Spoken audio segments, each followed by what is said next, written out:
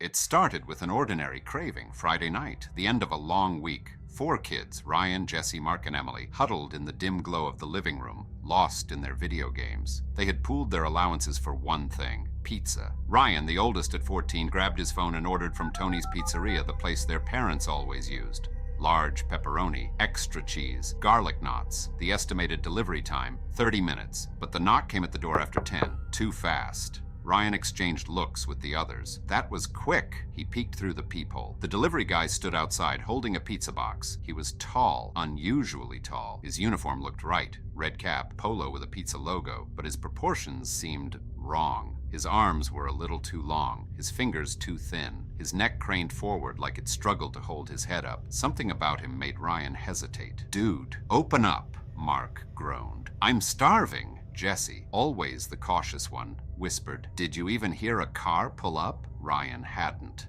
Still, hunger outweighed doubt. He cracked the door open. The delivery guy smiled. It was too wide. Way too wide. His teeth, rows of them, sharp and needle-like, seemed to glisten under the porch light. Ryan's stomach turned.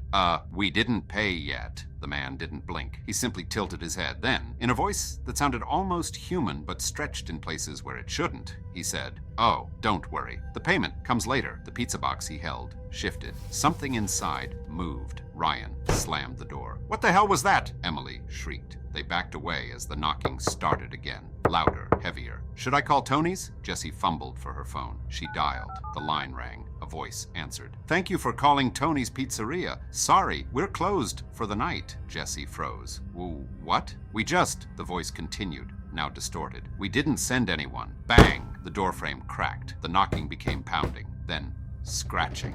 Then laughter. A horrible, wet, gurgling laughter. "Back door, go!" Ryan screamed. They bolted through the kitchen. The sound of wood splintering filled the house as the door finally caved in. Jessie dared one last look over her shoulder. A long gray arm slid inside first, fingers writhing, feeling the air. Then the rest of it followed, unfolding. It wasn't a man. It wasn't anything human. Its skin was stretched, paper thin, barely holding in whatever pulsed beneath it. That grinning, lipless mouth unhinged as it slithered through, dragging the now rotten pizza box across the floor. "You ordered, didn't you?" The kids ran, but outside, the street was empty. No neighbors, no headlight, no sound except their own ragged breaths. Then, a voice right behind them. "You forgot your order." The last thing they saw before the world turned to darkness was its hand, stretching too far, wrapping around them, dragging them back into the house. The pizza box flopped open on the doorstep. Inside were 4 empty spots, waiting for the next order.